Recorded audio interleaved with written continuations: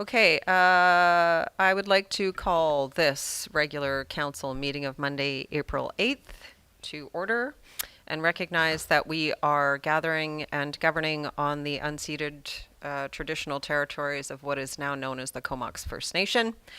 And we are grateful for their gracious collaboration on this land.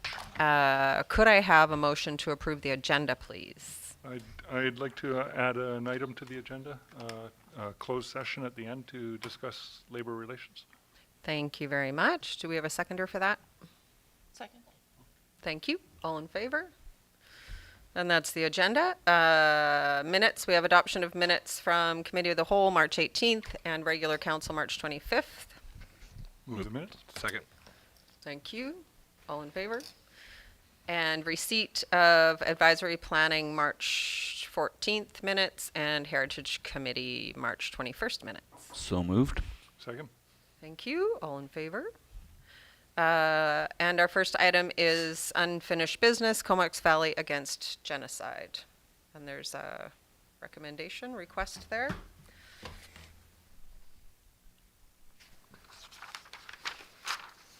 Sure, I'll start. I'm in favor of sending this letter.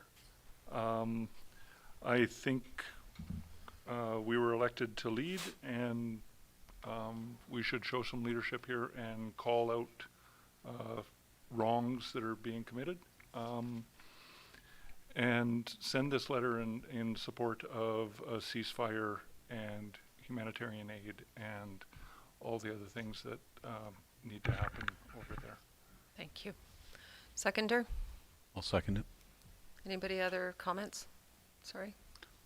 It just seemed like quite a multilateral group of people.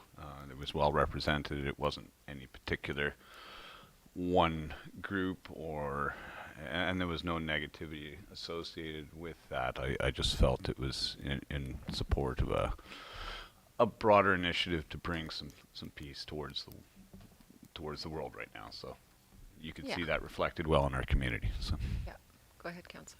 Yeah, I unfortunately missed the delegation, but I certainly do support a ceasefire, and I don't want to see any more funds from the Canadian government going toward any type of weaponry. So I think that was part of the letter as well. So I definitely support that. Thank you. Yes. Anything else? No, I concur with council. All in favor? And that's carried. Thank you. Reports. Funding request to complete capital works on First Street. Joel, come on up and tell us about First Street. Everyone's so excited to see First Street paved. The kids will be so proud. We're going to play that song. Yeah, no pressure, eh? A new song. All right, well, good evening, Mayor and Council. I guess it's my turn to stand up here and ask for some money. So, as you're aware, the purpose of this report is to seek approval for the expenditure of $87,940 to complete the optional work on First Street as part of the ongoing 2023 Capital Works Roads and Utilities Replacement Project. So back when Capital Works project was tendered in September 2023, we knew that our original budget estimate did not have enough to completely rebuild First Street, as indicated in the IFC drawings that were attached in the report. However, we included this work as an optional item in the tender in order to get some pricing from the contractor so that staff could pursue potential funding options with a solid grasp of the dollar amount needed to get this work done. Since that time, staff had looked at potential grant opportunities and infrastructure funding streams as a means of getting this work completed. Unfortunately, the First Street optional work was either too small for traditional active transportation grant opportunities or not as high a priority as some other infrastructure work happening in the village. However, recently some funding has become available, which can be used towards this optional work, with your approval, of course. Essentially, this work would rebuild First Street in a design very similar to what currently exists on 3rd from Dunsmuir to Penrith. So along with the much needed new pavement, there will be wider sidewalks, much improved wheelchair letdowns at crosswalk locations, the addition of an accessibility parking stall, which would also include a bonus wheelchair letdown, which would be a first of its kind in the village, delineated parking areas, improved lane access for commercial traffic, And there's also an opportunity with the removal of the old existing sidewalk for planting areas to increase green space along the block. It's a design that strikes a balance between the needs of those who drive, walk, roll, and ride, but really it's a design that enhances the pedestrian experience, which is something that will help encourage active transportation in the community. So with that being said, I think it's probably just best to leave it at that and take whatever questions you may have. Thanks, Joel. Questions? Go ahead, Councillor Therrien. Just one. When this came to the accessibility committee, we Yep. talked a bit about completing the pavement from the First Street to the entrance of the cultural center. And I understand that that's not funded in this model. No, so that was not included as an item in the optional work, but it is something that we can explore. If, depending on pricing, Okay. it could be something that we include as extra work. So it is something that we can explore. All right. And any idea how much extra that would be? I mean, the purpose of this, a lot of this work is accessibility, and I feel like that's the last sort of we're not quite getting the last mile, right, of the accessibility. We've got all the wheelchair letdowns and everything, and then they still have to bump the wheelchair over all of that gravel to get into the cultural center.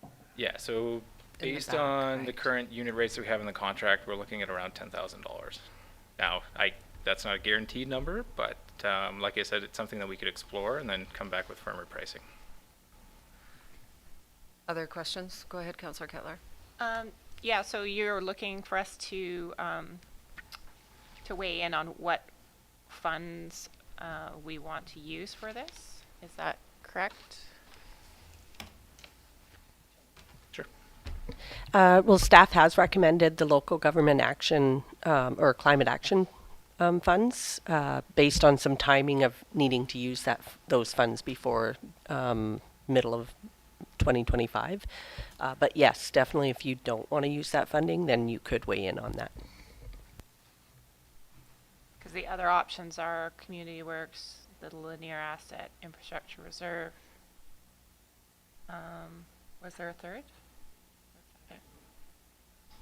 No, just the community works or linear assets, Okay. yeah. So the, if Or I can just LCAP. speak up real quick, so the funding for the lane behind the museum, that exit access it is in the budget for 2026, and it is just over $10,000, just under 11. I don't think it's currently funded. It's a use, So then, at the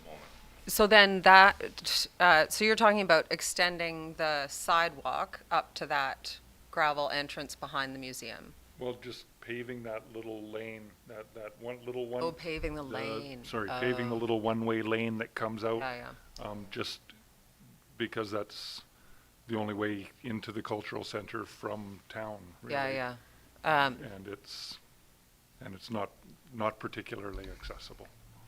Okay, so that, I'm just trying to think in my mind, because I don't have Google Maps open, where that is. Like, is that across from Penrith? Are we, It would be from the sidewalk on the west side that's beside the museum, so it'd be from the back of that sidewalk, the new sidewalk, up to the concrete pad that's out front of Right. the north entrance to the cultural center. The laneway next to Francis Geddes there. okay. I concur with Council Therrien. I mean, we're that close, and given the fact that there's so much happens there, especially for seniors and, even voting, things like that, I'd like to see that little section, even if it's a pathway that you could get something on. I know that's not quite, you're still doing it by bits and measures, but I'd say that would be important, given the scope of this work already. It would complete it, be the cherry on the cake, so to speak. So. So my only concern is that trying to include this in this current work, it's not included in the tender and it's not included in the work plan. So do you want to come back with something on that? Like go find the money and then come back with the timeline? And I'll just quickly add, it's not, I don't believe it's in the design. So you guys would Yeah. have to have it designed, or does it need that? Not necessarily designed, because it's fairly straightforward in that regard, but it's, yeah, not included in this scope of the current contract. So there'd be the need to reshape the existing gravel surface, Yeah. which is something usually the paving contractor does, and then they'll come in and pave it. But actually probably have to remove some of the gravel and shape it. No designs required for it typically. Okay. And I just want to just ask one more question. So would that, like NAPIT wouldn't have to deal with that at all? It would really be TACO or like, sorry, Well, they may paving? remove some gravel based, it just depends on, how much work they want to tackle or how much work they leave for TACO, right? So, but they would coordinate the work through. Oh, it would be part of this project then, if we, It makes sense to do it through this project and get pricing from NAPIT, yeah. I'm just asking these questions because if council does want to do that, and if staff think it is possible to add scope to this project, you might have to come back if it's not, if it's not as easy as that, but council should definitely make a motion either way, like to either, if staff thinks it could be added easily to the project, you should make a motion for that, and if it should come back and get more work done to it to understand it, then you should make a motion to direct staff to do that. Okay. So do you want to come back later with a report? Because that work's not starting for some time yet. Or do you want us to make the motion right now to try and include it? I don't think it's necessary to come back with a report. Okay. This scope of work could easily be captured in like an extra work change order. Okay. Okay. So we just need a motion. We need to allocate the funds from somewhere tonight. Yeah. I would say so, yeah. Yeah. Yeah. So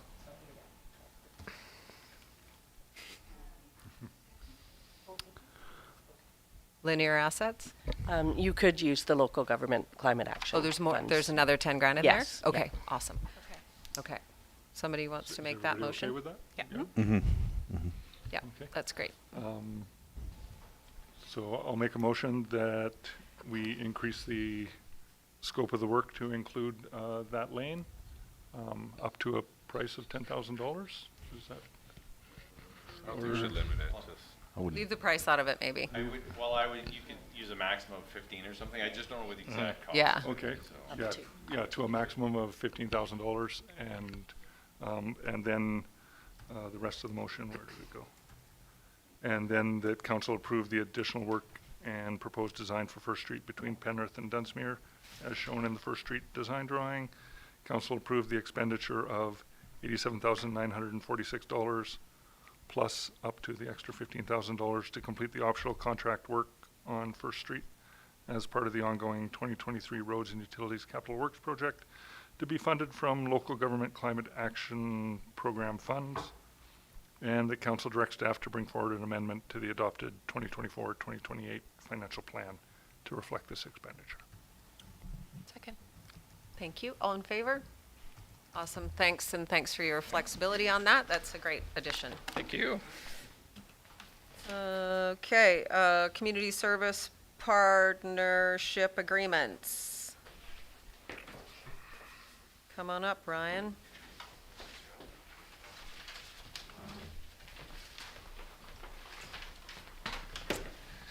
Good evening. So last summer, council provided staff with direction to draft some community service partnership agreements with some local community groups. And so those three of those agreements have been presented to you this evening. They've all been draft based on the previous direction, so I expect that they are likely in line with council's wishes, but obviously that's why we're here. So these agreements are going to help facilitate the delivery of child and youth programming, community-centered cultural events, and historical preservation and curation, respectively. An agreement for community trail services is going to come back to council at a later date. The three agreements here tonight, we've got the Cumberland Museum and Archives at a value of $34,500 a year. All of these agreements are for 4 years, 2024 through 2027. Cumberland Community School Society at $16,000 a year, and the Cumberland Event Society at $10,000 a year. total of $60,500 per year between now and 2027. And as per Council's 2024 to 2027 budget, the funding for these three agreements have been allocated from the host community amenity reserve. Two very small changes have been made to the agreements since they entered your council package. In the Cumberland Community Schools agreement, Section 13 is a clause that essentially states that the agreement automatically terminates if the society winds up. It's a clause that's in, or going now in all the agreements. In the CCSS agreement, it incorrectly referred to Section 11, which is a clause about insurance, which had nothing to do with that. So that's Okay. it's been updated to refer to the correct clause. And then the Cumberland Event Society agreement was missing that clause 13, where it's automatically canceled if the society disappears. So we just added that in, and yeah, that's the change. So I'll maybe leave it at that and open it up to questions. Any questions? Have all of these societies reported, been reporting up to this point as per previous agreements? And everybody's up to date and I believe that the 2023 reports for all three of them were in last week's council reader. Are you talking about like previous to that? no, like last year. Okay. Yep. Yeah, I believe they were all in the council reader last week. Okay, and that was all their reports there. Okay, and everything seems above board and going well. As far as I know. Okay. Yeah, I haven't reviewed those. Maybe just a side comment is what we've added to each of these agreements is an annual delegation to council, which is new. And the idea is to get, I guess, a little bit more personalized in that reporting rather than just having something that may or may not even get read, have a public presentation and the opportunity for council to actually ask questions and engage a little bit more. Sorry, that doesn't answer your question, I don't think, but it's related, I I think. appreciate that language in there, and I think that'll be useful. Yeah. Okay. Yeah, I just wanted to say that I think it's a good program. It's working. The longer term agreements, you know, there's no red flags. They're reporting back. We continue to fund them and give them some stability for the years that we've agreed to. So, good job. So I have a question about, so on page 35, I think it's the Events Society. It says that they're supposed to appear as a delegation, and there's a time, like before promotion of the long weekend events happens, so that we're aware of what's going on. And I presume that those plans are well underway, and we've not seen a delegation. Do they have a plan to come and tell us what's going on? Sorry, this is the Event Society? Yeah, so this became a matter of timing for 2024. We were doing a little bit of back and forth with the agreements, and then we added the requirement to report to council. I did ask if they were able to report to council. The response back was that they're really busy with the planning of the events, and so they're hoping that they can continue with past practice for this year of reporting after the event.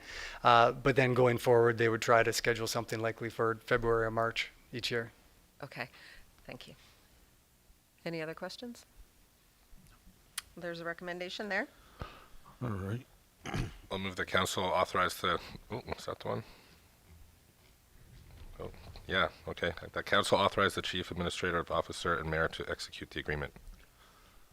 Oh, there's something Oh, I before missed the that. top. Okay, Yeah. sorry. There we go. That makes sense. The So council close. approved the 2024-2027 Community Service Partnership Agreements between the Village of Cumberland and the Cumberland and District Historical Society, Cumberland Community School Society, and Cumberland Events Society, respectively, and that council authorized the CAO and the mayor to execute the agreement. Second. All in favor?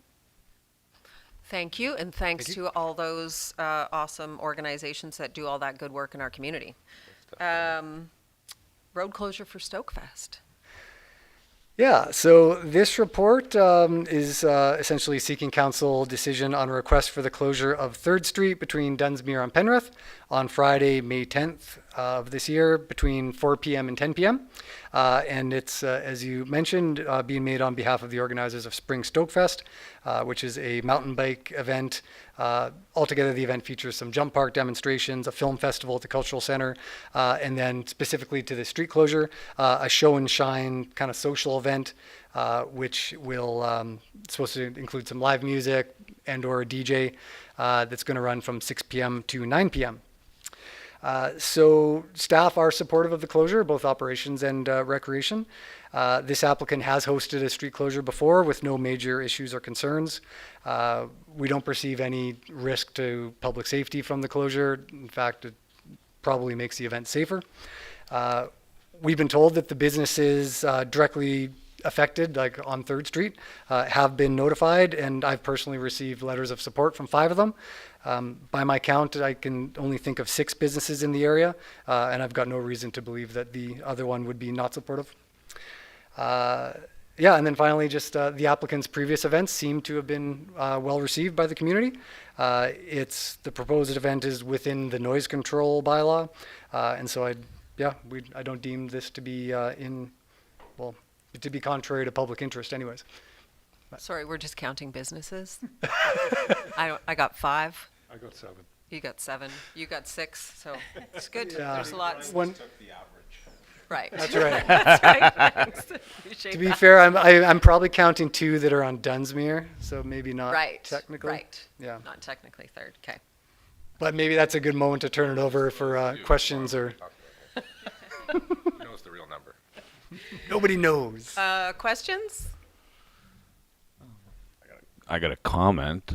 Anything that amplifies the amount of stoke in this community has my full support. So kudos to the organizers and yourselves for putting the work into this. Noted. I also enjoy anything that closes the roads as well. Yeah. Less cars, more party. Just remind me again, what is our noise bylaw? They're well within, On the DJ is going to be Friday- well within that. Does it go till 9 p.m., I believe? It says Friday? 9. 10 p.m.? Yeah. Yeah, Yeah. on Fridays and Saturdays. Friday and Saturday. Yeah. Okay. For concerts and. Yep. Yeah. All right. outside So, events. no, Okay. and this sounds like a great event. I'm looking forward to going. Did somebody make the recommendation? Can I recommend that Thank you. Council approve the temporary closure of 3rd Street between Penrith Avenue and Dunsmuir Avenue on May 10th, 2024, between 4 p.m. and 10 p.m. in support of the Spring Stokefest event and subject to all of the conditions of an event application. Second. All in favor? There you go. Thank you. Go Stoke. Community Priority Issues 2024 RCMP Annual Performance Plan.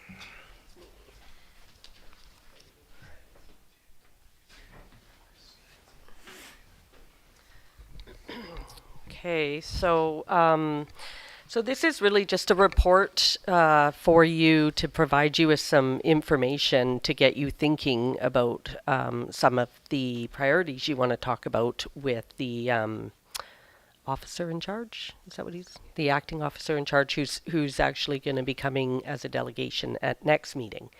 So I just wanted to give you some information about some of the priorities you've chosen in the past. We at the staff level also got together and kind of thought about some stuff that might be needed, and so we've added some of our thoughts in this report as well. And so there is no decision tonight. Just giving you some information for when I believe it's Corey, Staff Sergeant, comes next meeting. Okay. So thank you.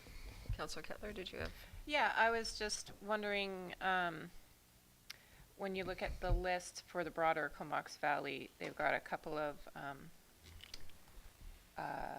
bylaw issues in there, and we don't really have any of those on our list, and I think we've needed it in recent years, that relationship and that support from RCMP to our bylaw here. So I don't know if that's something we want to discuss with the officer when he comes, and see if that's something that they're already doing, or if that's something we need to put more priority on. That's a good point. So those other communities are actually getting RCMP to enforce their bylaws? Like, how does that work? Yeah, RCMP can They ass- do some. They can give tickets out under our noise bylaw and Or traffic? yeah. Or So they can do Okay. certain things. Yeah. Just as a Not necessarily, sorry to interrupt, not necessarily enforce, but obviously if they get called out, they can ticket under our bylaw. Yeah, so they could attend with our bylaw officer even to back them up if needed? Like, is that something we could? If we organized something, we have recently, actually, in a recent, Okay, yeah, yeah. okay. But that's not on your staff list. Not as a proactive priority. Right. Yeah, Okay. but I have to admit, it didn't come up at our table, so Yeah. we weren't, yeah.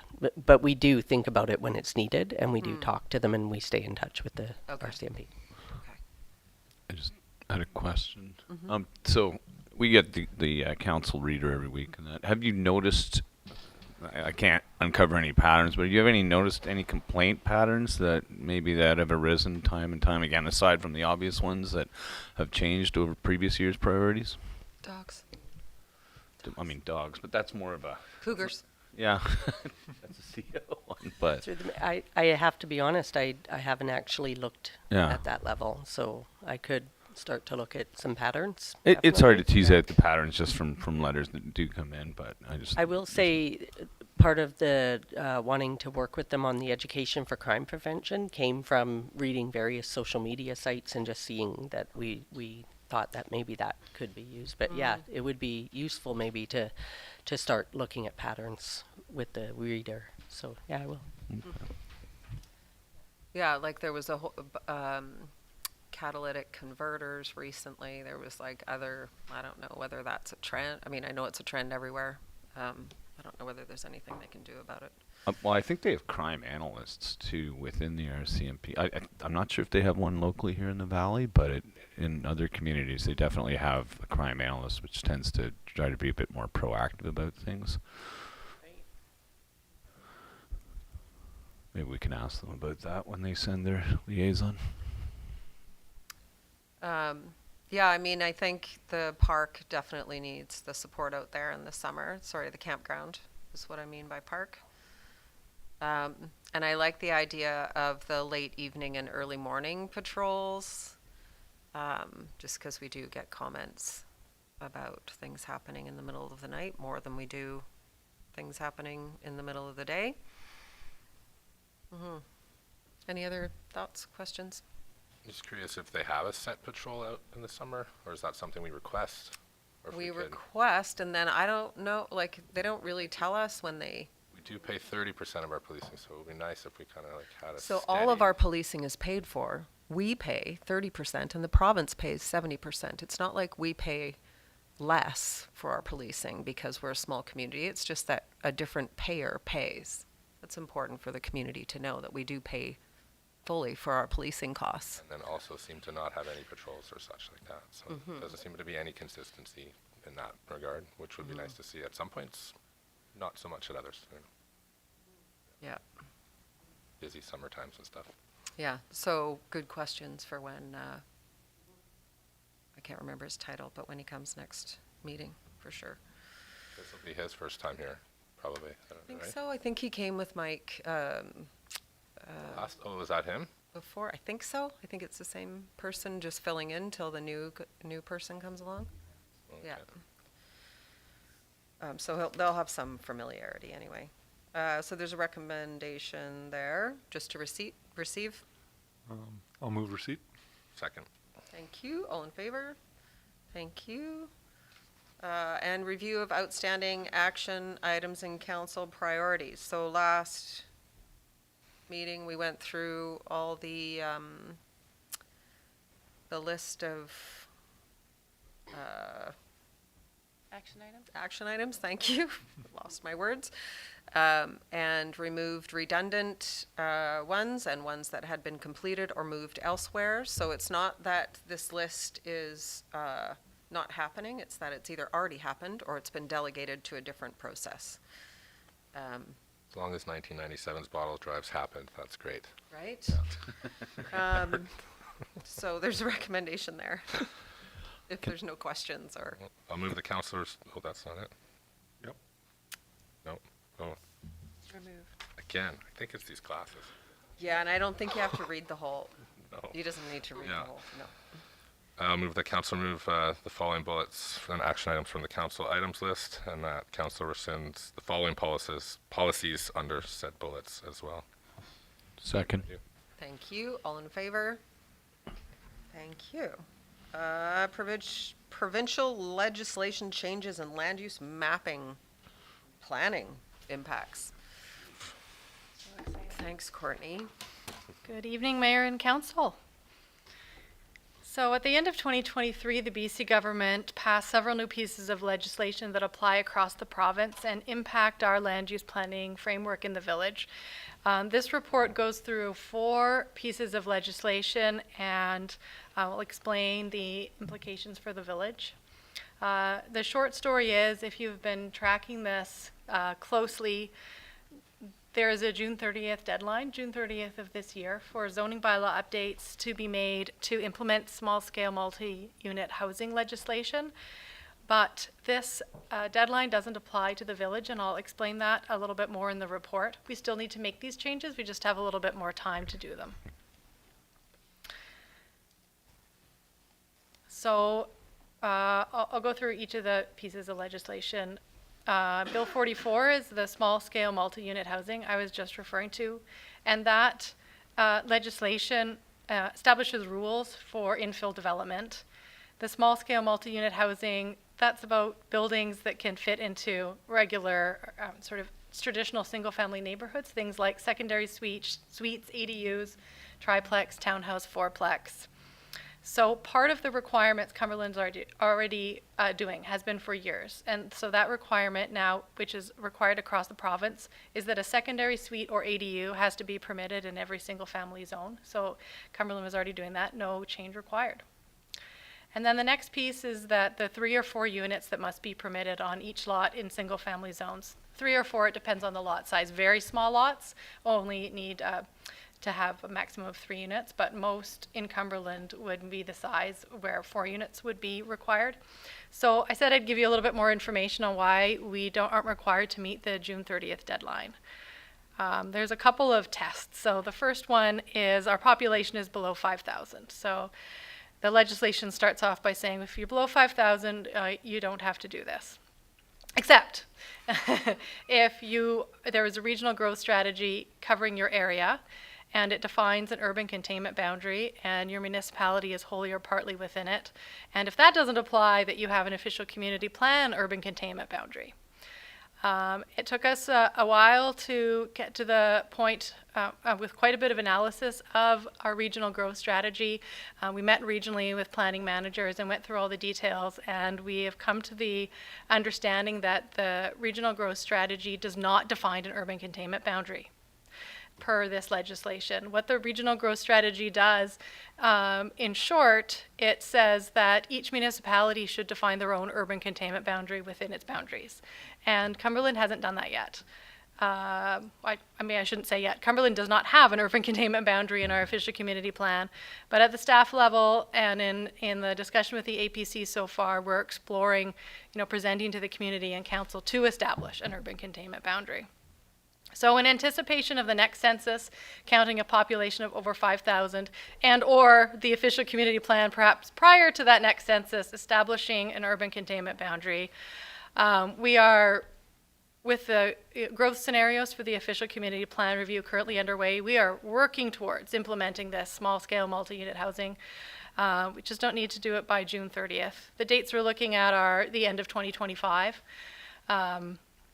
Because there's a few other things that need to happen by the end of 2025, which I'll segue to that, but just quickly before, there's one more piece of this Bill 44, small-scale multi-unit housing, And that's about six units being required per lot near frequent bus service. That doesn't apply in Cumberland because the population is below 5,000 and there are no bus stops meeting the criteria of frequent.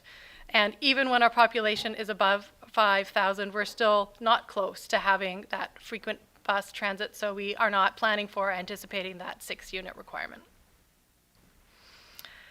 So the other dates, there's another part of Bill 44 that the government's calling proactive planning. There's a few parts to this. Local governments need to update our housing need report using a standard method that that predicts our housing need over 20 years. That's a longer time frame than was previously required. We're in really good shape for this. The deadline for this is January 1st, 2025, so less than a year from now, but we've pretty much almost done it. So we were planning on we started to update our housing needs report for this OCP review last year, and then the new legislation came in. We were able to just modify the contract with the consultant to extend the projection to a 20-year time horizon. And it isn't wrapped up yet because the province still hasn't released the fine details of how they want this, what the methodology should be. But as soon as they do, then our consultant can wrap up that report. The province says they will release that in early 2024. So it will come. That's now. Yeah, but yeah, we're in really good shape for that because that work was already underway. The other thing we need to do is, once we have the housing needs report completed, then we need to take that 20-year housing need and write it into the OCP. To make sure there's enough land designated to meet those housing needs. And we need to do that by the end of 2025. This is a bit of a shift because in the past, what a lot of local governments did was their OCP didn't necessarily set aside enough land for housing because we relied on people coming to make applications to rezone and amend the OCP for this new development over here. And also we didn't plan necessarily for 20 years, for a shorter period of time. So we're definitely going to won't be a problem to meet this deadline of end of 2025 because housing needs report is almost done and OCP review is underway. But what will require a bit of a shift is to align the zoning bylaw with the housing needs report and OCP. So our 5-year financial plan has our zoning bylaw update to begin in 2025, but we will need to have that changes related to pre-zoning for 20 years of housing supply done by the end of 2025. So we need to start that work a little bit earlier than previously planned. And we'll come back to council with some more details about a timeline and how we plan to do that. But one thing we could do is have kind of 2 tracks of the zoning bylaw update, one being the required changes to do with pre-zoning for housing, the 20-year housing need target, and the rest could be all the other things we plan to update in the zoning bylaw. There's quite a long list of miscellaneous things as well to be updated. So that's one option, rather than kind of do what seems like the impossible of completing the entire project faster. But we do also have some capacity funding from the province to help with all of these things, and I'll talk a little bit more about that. And then lastly, on Bill 44, proactive planning, public hearings cannot be held anymore for one-off site-specific rezonings for housing projects that are consistent with the official community plans. The theory here is the provincial government thinks more focus needs to be put on developing the official community plans and the public consultation that happens at that time, rather than these public hearings one-off for this housing development here, that housing development there. So that means that the OCP process is really important, and it also means that there won't be a public hearing for the rezoning application currently in stream for Lot A Ulverston. And lastly, that as a bit of a housekeeping step, we need to update our development application procedures bylaw because it does refer to this public hearing that we no longer are allowed to hold. But that's not urgent because the legislation takes precedence over our bylaw. We just have to remember that it's a little bit different from what our bylaw says. So we'll update that in due course. Bill 44 is about development finance tools. I don't really talk about development cost charges there's a little bit in the report there, but I want to talk about amenity cost charges, which is a new development finance tool that allows local governments to collect funds for amenities like community centers, recreation centers, daycares, libraries, etc. Allows local governments to collect funds for new developments for these things when the new developments result in an increased population. So it's like a development cost charge, but for things that until recently, because there was no other option, local governments would negotiate these things at the time of rezoning typically. But now that we're moving to pre-zoning, then that opportunity for negotiation isn't there anymore.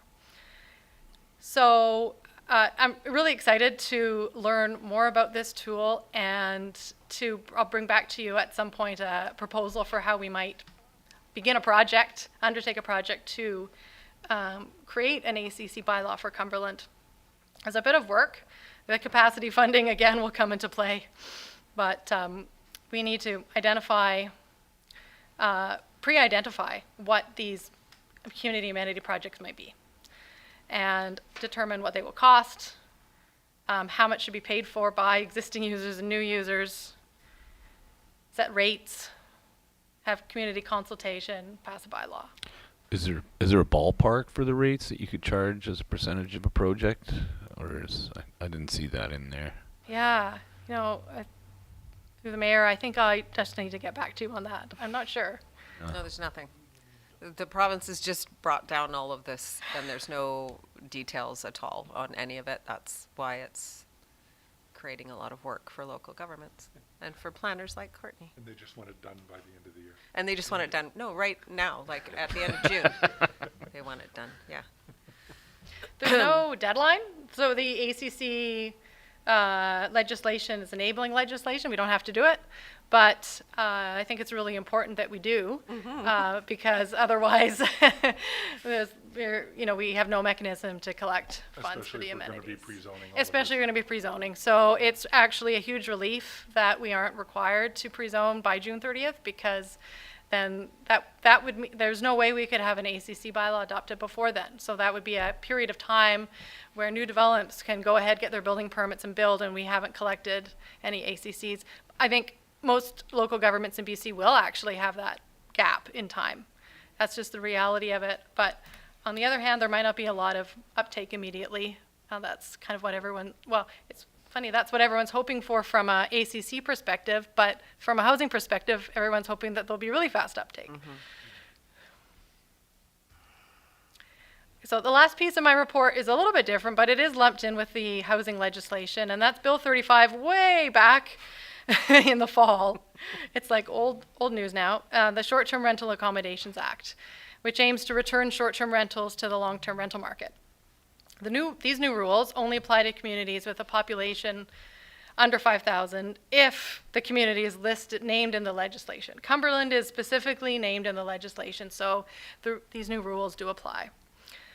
But no changes are needed to our bylaws because the existing vacation rental regulations meet or exceed the new provincial requirements or can be addressed through procedures. So a couple of things are happening as of May 1st of this year, less than a month away. The first thing is the province requires that short-term rentals are limited to the host's principal residence plus one secondary suite or ADU. But our regulation is already more restrictive in the number of dwellings that can be short-term rental on a property. Only one dwelling on the property can be used for short-term rental. So that supersedes the province's more permissive rule that could potentially allow 2 dwellings when there are 3 on the property, like our properties that have a house, a suite, and an ADU. So still only one is allowed to be rented per our regulations. So what we did is in the fall, we communicated to all existing business license holders for vacation rentals this new rule, because it is a little bit different in terms of the principal residence requirement. Our bylaw only requires that there is a permanent resident living on the property, but our bylaw doesn't specify that that person also needs to be the host. So we now, when business licenses for vacation rentals were renewed, around December, January this year, we checked the box to require proof of meeting that new provincial requirement that the host is also a permanent resident. So we didn't need to change our bylaws. We just confirmed that was happening. So they complied with the provincial requirement. And then the second thing that comes into play May 1st is changes to legal nonconforming use protections. They'll no longer apply to short-term rentals as of May 1st. So in some areas of the province, certainly Cumberland, these protections have allowed short-term rental hosts to continue to use their property for short-term rentals even when it was against our bylaws if they started that use before the bylaw or local bylaws restricted it. So we also included in the same communication sent in the fall to all existing vacation rental business license owners, we explained this to them. And we gave a couple of options if this applies to them. So one option was that they could renew their business license and it would only be valid to April 30th. So if they weren't going to be allowed to do a vacation rental after April 30th, that their business license would just expire at that time. Or they could give us proof of compliance with all regulations and we'd issue the business license for the entire year.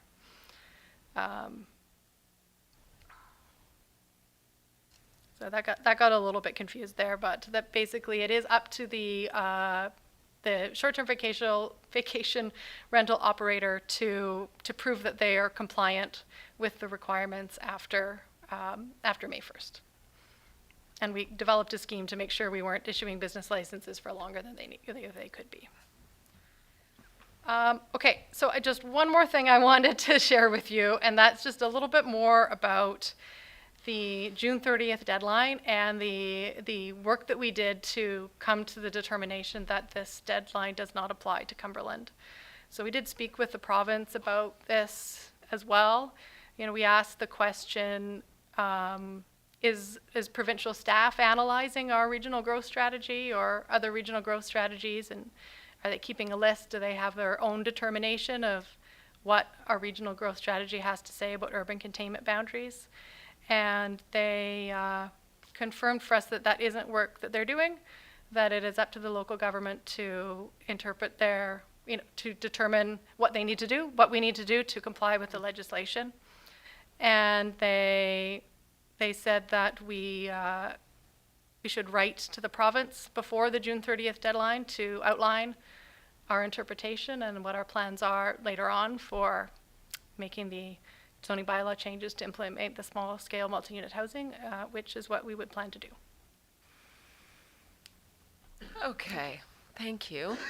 That's a lot of legislation, and I appreciate your work navigating that for us and outlining it. But it was not exactly what I expected. I thought it did apply, and so that's good to know. Also really good to know that residents will really want to participate in this OCP process because this is the process now. And we don't do we update them every 5 years, right? That's correct. That's the new. And so without rezonings and without public hearings, and without public information, there's taking a lot of the control over land use away, I would say, from municipal governments and residents outside of that OCP process. So if anyone's listening out there, go to Engage Comox Valley and find Cumberland OCP and have a look. Thank you for that, Courtney. Questions? Just more of a comment on that last point there. I think you're going to, and condolences to you ahead of time, I think you're going to have a fair number of people who felt that was their last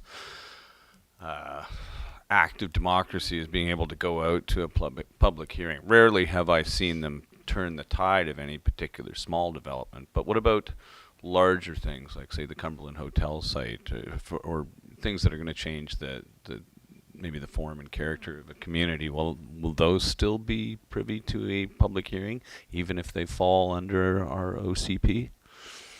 It does depend on what portion of the project is housing, and I can't remember, I think it's a percentage, and I can't remember the number off the top of my head. So for mixed-use development like that, it does depend on the portion. So if it was mostly housing, was then mostly it wouldn't housing. be, Then it wouldn't be. yeah. And because it's likely a 4-story, I Yeah. assume Yeah. that the residential would outweigh the commercial. Probably, yeah. That, Yeah. that's a huge piece of legislation, I think, that's gonna. It really is. I think that's gonna rub people the wrong way. I mean, it's out of our hands, so, like you said, it's, Yeah. to participate in the OCP is really a mean, very important thing And for if the I community. could, through the mayor, an example like that of the Cumberland Hotel, that wouldn't be, there's no requirement that is, well, when it comes to the zoning bylaw and when it comes to looking at our 20-year housing needs, it doesn't necessarily need to be pre-zoned. Right. So if they still need to come with a rezoning application, even though a public hearing can't be held, council can still seek the opinions of the public through public engagement before making a decision. Right, if it's not pre-zoned. Okay, Okay, thank you. that's good. Councillor Tyrion and Councillor Kettler. Okay, I've got quite a few questions if you wanted to go ahead. Okay, I just wanted to actually commend staff because so much work has been done already and is in the process of being done. So like all of these things that the province is now asking for, so many of them, you know, we've already done or are in the process of doing, including, you know, having secondary suites and ADUs in all those zones where single-family houses are.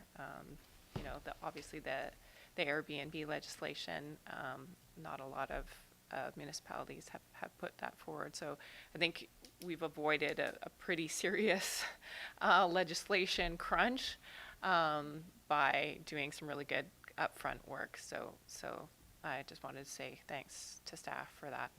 And I do have concerns about the amenity, the new fund, amenity contribution fund. Bylaw. Costs. Yeah. There's just so many question marks with that. I mean, it was a really important mechanism, I think, for local governments at rezoning to be able to say, hey, you're bringing all of these people into the community.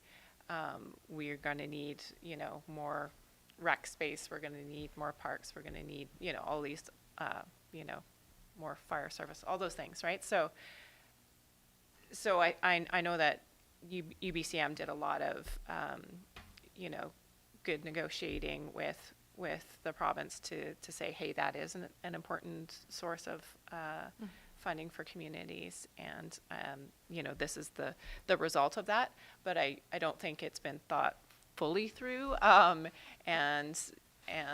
I think there will be a lot of kinks. So I think it'll be important for us to sort of see what other communities are doing, and hopefully the province will give a little bit more advice as to the details of that. I would hate to see us like put any kind of hard figure on something with the way inflation is, and then, you know, have us really miss out if this is, you know, these are long-term projects. You know, it could be quite problematic. So, yeah, I'm curious to see how other communities are going to deal with that, how the province is going to guide us in that, and hopefully we can avoid some pitfalls. And I just want to talk about the amenity cost charge. If it's anything like the DCC, it's you know, before you were in a position of negotiating with the developer based for the amenity, back and forth trying to figure out how it, you know, it'll be much more transparent through this. And if it's the same as the DCCs, a consultant actually works out all the projects. They extrapolate that out. Put it into this bylaw. They figure out the density, the growth. They calculate what the rate would be, and it's passed by council. If it's anything like that, it's very transparent, and it's actually a really good way, and it'll actually save staff's time because they won't be negotiating those things anymore, is my thoughts. As long as you have the right list of things, then you're not updating it every year when a new thing comes forward that Accurate needs input. funding. Yeah. Yeah. Yeah. Councillor Tyrion. I've got quite a few questions here. If we do end up putting in an urban containment boundary, is there a new deadline then, once that boundary is enacted?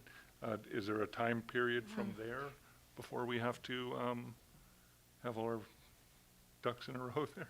Yeah. It gets a little convoluted, but it's the end of 2025. Okay. And we're thinking of having the OCP done early 2025? Correct, So yeah. that leaves us some time. Okay, good. I had a question about the dollars for the work, but I see under the financial implications, there's $171,000 that we're receiving to do a whole bunch of this work. And so we're well ahead of the game because, as Jesse said, we've already started and budgeted for a large part of this. Yep. So that's good. How many business licenses do we have for short-term rentals right now? Do we know? You know, I actually have to get back to you on that. I don't have that number right now. Okay. I'll definitely do that. And then related to that, do we know how we get the data? I know part of Bill 35 is the Airbnb and Vrbo companies have to provide data on where exactly these listings are. How do we have a mechanism for getting a hold of that data? Do we have to go through just directly with the Airbnb, or do we go through the province, or how do we get our hands on the data? Yeah, the province is working on a system that will have that data. We'll just be able to see our own local government, but it'll have data from all the platforms all together in one place. But it's not built yet. So they plan to have that completed at the end of this year. And we're actually working with the province a little bit, spending a little bit of time, not a lot, to help advise them on what our needs are, as we're one of the few local governments in the province who already does regulate short-term rentals like that. Okay. And then further to that, who is then responsible for enforcement of Bill 35? Well, the province has said that they will enforce their regulations. So it's really both, right? Because we have different regulations. We regulate different things. So There's a large overlap between ours and theirs. now the province has said they will be enforcing the principal residency requirement, and they are hiring an enforcement division. They're staffing it up. Okay.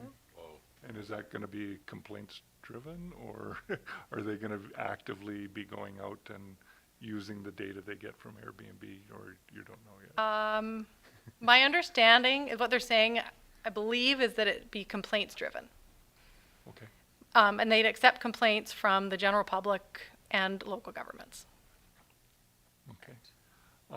And then I guess my last concern, I know there's a local business that has done a lot in the last 3 years to bring their business into compliance and make sure that they are following all the local regulations. And they are suddenly going to be out of compliance again at the end of April. Are staff looking at what we can do to help this business? I'm sure you know who we're talking about. Are we looking at ways that we're going to be able to help assist these guys or find a path forward for them? I think they're quite a valuable business to have here in the town, and I'm sorry they're going to be going through more regulatory trouble, I guess. Yeah, They've worked so hard to get themselves compliant. Yeah, we've spoken with a few property owners who will be affected by the end of the legal non-conforming use protections, and their path is to apply for rezoning. Okay. And so going back months to when this legislation was first dropped, we've had meetings and helped them understand what they would need to do. Because in some cases, we've said like, oh, we would definitely support this rezoning. Is any of that rezoning part of the OCP plan of stuff that we are potentially going to be pre-zoning? It could be, but the timing doesn't really align because that zoning bylaw amendment wouldn't be starting until the beginning of next year. Yeah, I'm just wondering if there's, yeah. I hate to see them having, because a rezoning application starts at about $10,000, doesn't it? I think it's 4,500 4,500? That's not as bad as I thought. approximately. Okay. Okay, thank you. Anybody else? Any other questions? Yeah, so we've got the funding, and you spoke to maybe separating bylaws out so that the chunk that needs to be approved within a deadline gets approved, and then we work on the other stuff slowly. But I'm not sure. I feel like we would want to expedite the things that were most important for our community and not the things that the province is giving us a deadline for. So I have a little bit of resistance to that deadline, and particularly because we're in the middle of an OCP review and now having to amend that process and look at a longer term and all the other things that they've added into it without much direction. And so just curious whether you've in your conversation with the province have heard that that deadline may be more flexible than we might think right now. I don't have any any indication, indication that yeah. it would be flexible. This would be the December 31st, 2025 deadline. No, I don't think that is a flexible deadline at this Okay. point. Okay, so when we get to that place where we're trying to figure out which bylaws to do, you'll just come back and we'll talk about what that looks like, I guess, after the OCP? Okay. Yes, I will need to come up with a more detailed timeline and plan and budget Aye. for completing this. Okay. Okay, and we already have the $171,000, so you can hire somebody to help Correct. you.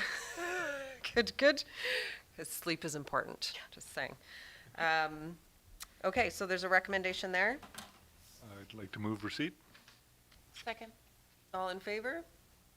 Thanks so much, Courtney, for that. That was a lot of work. Thank you. And like Councillor Kettler said, we're so far ahead of the game, thanks to staff and previous council decisions, like to actually move forward on this stuff. Yeah, anyway, thank you. Communications, visual identity guide for our communications. Come on up, Kate. Hello. Perfect. I am here to present the report on the Visual Identity Guide. This guide is part of the communication strategy that I was here a couple of weeks ago to present, and the purpose of the guide is to consolidate the various brands, colors, fonts, and logos in one place to make it easy to use and to help ensure consistent use.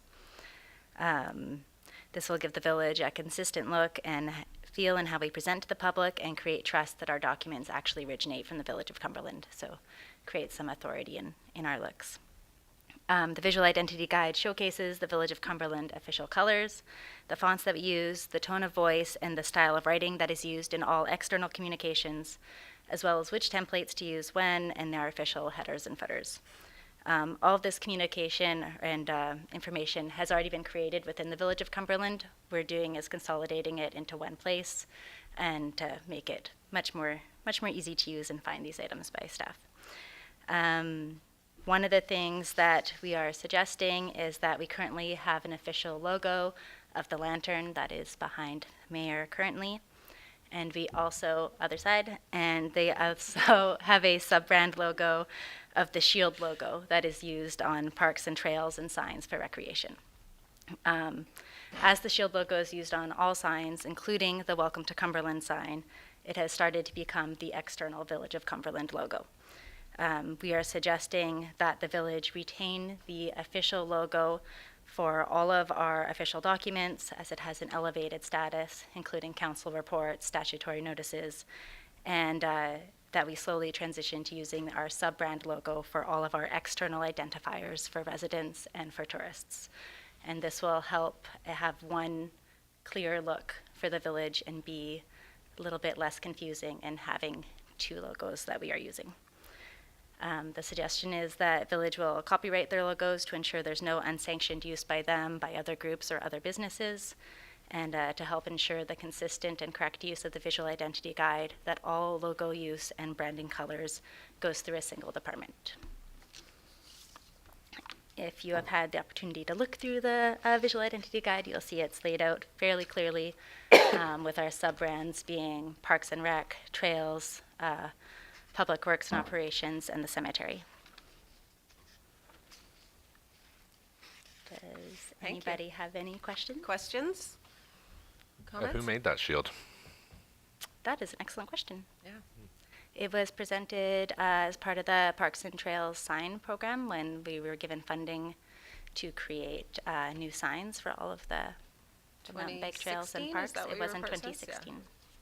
And I don't know who did that project. Good job, that person. They did, and it's really clear and it's easy to use. And I just remember it sort of just showing up back then. And it was just like, hey, Just, knows. Yeah, it was done by a sign designer named Matthias Reineck from Line Design in Victoria. I can't remember how we came across him, but he's one of the most skilled kind of graphic designers for like parks and trails that we've come across. And that would have been, I feel like it was one of my first 2 years, like 2013 maybe? Probably before Oh, wow. 2016. Oh, okay. Yeah. yeah, it was in 2013 the Parks and Rec signage guidelines were created. nice. Yeah. I just wanted to make sure that none of this was going to bring back the legendary versus historic debate. I believe when the Welcome to Cumberland sign was put up, that argument was put to bed. The good old days. I didn't understand the Latin components of the whole portion. Sorry. No, thank you very much. I do like the suggestion of having the internal and outdoors segregation there. That seems to that sits well. So. Cool. Yeah, my only comment would be I'd love to see some indigenization of our logo in a future time. I know that was not part of the scope for this. Yeah, I just think that would be a nice addition, you know? You've been to Ladysmith lately? I saw the sign, yeah, for sure. Yeah, it's awesome. Yeah, Squamish has done a really good job of putting Indigenous components in their logos as well. Oh, okay. Yeah, I'll have a look at theirs too. Yeah. Thank you for this. This is great to have it all in one place and clear for everybody. So there's a recommendation there. I'll recommend that. We gave the direction, so Sorry. I guess. I'll yeah. recommend receipt. Yeah. Second. All in favor? Thanks, Kate. Thank you so much, Kate. Nice work. Okay, council member monthly reports. They're in the package. If anybody has any questions on any little thing.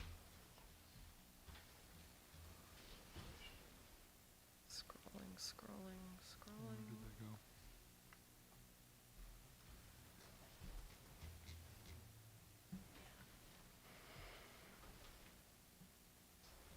I did have a question, actually.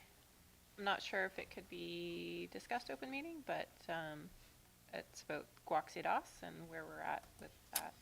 Yes. So we did meet with our team, our building team and operator when we found out that we didn't get funding. And we have requested a debrief with BC Housing, and I have not heard that has been scheduled yet. Okay. We also spoke with MLA Osborne about it, and she will be supporting us in speaking to BC Housing about why we didn't and when we will get funding. Yeah, so that is in the works, Thanks for that. but also very disappointing. Okay, so there's a Sorry, I had sorry. one question as well. You're meeting with MLA Osborne on the Safe Active Travel Connector route? Yes, I meant to, I can forward you so the CVRD created a presentation for that meeting, which I can forward to everybody. So we had a representative from MODI, from Ministry of Transportation and Infrastructure. And so we're able to speak to them about the potential routes and what might work better from their perspective. And that's sort of, we just sort of introduced the project and talked about, when to have it ready, what we needed to be ready for funding and all of that. And how was the feeling you got from the MODI representative? They, were supportive. Okay. Yes. Yes. So because the route we have doesn't actually go along the connector, so it goes, or the preferred route anyway that seems to be bubbling to the top is the one that goes through the tunnel. So on the left-hand side of Cumberland Road going out and then going left through the tunnel and down to. Where does it go once it hits Minto Road? We'd have to look at a New map. tunnel, New tunnel under the gravel pit. right to Courtney. Underneath the rotary trail. The route is not solidified. Okay. Yep. That Good to is also a process underway. The fact that Modi is at the table is pretty decent. Yeah. Yes. that- Yeah. That's a And move that the forward. MLA was there, yeah, also good. Yeah, and we had City of Courtney and Regional District and Village of Cumberland and staff. So hopefully that has an impact. Thank you. It should. That's everybody. in a room everybody. Talking about something that we want. Yeah, yeah.